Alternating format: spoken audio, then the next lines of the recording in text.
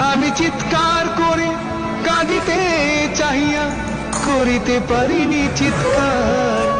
আমি চিৎকার করে কাঁদিতে চাহিয়া করিতে পারিনি চিৎকার।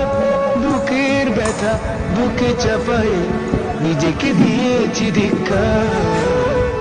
কতটুকু অশ্রু গড়ালি হৃদয় জলে সিক্ত, কত প্রদীপ শিখা জ্বালালে জীবন আলোয় উদ্দীপ্ত।